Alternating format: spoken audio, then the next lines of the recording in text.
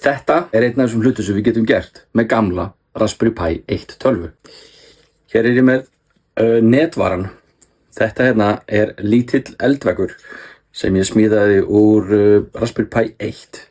Hann að keyra á gömlu netkorti og ekkert alveg sá hraðast í heimi, enda hugsunum bak við hann var meira sem sagt þetta verkefni krefst þess að hann sé ekki öflugri eldur en það, og þar lendi getum við nýtt þetta hérna sem myndi venjulega vera e-waste eða rafmagnsrusl í eitthvað sem skynsamlegra.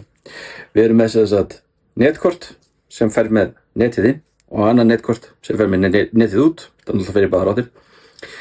Og svo ertu með Raspberry Pi vélina sem stýrir í umferðinni, og við getum þar lendi stoppað síður sem við viljum ekki að séu að fara í gegnum, séu að fara inn í tölvuna sem við erum með til þess að birtast.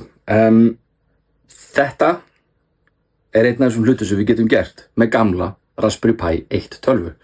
Lítið verkefni, passa fullkomlega, og það verður gaman að klára að smíða kassan af tölvunum. Takk fyrir.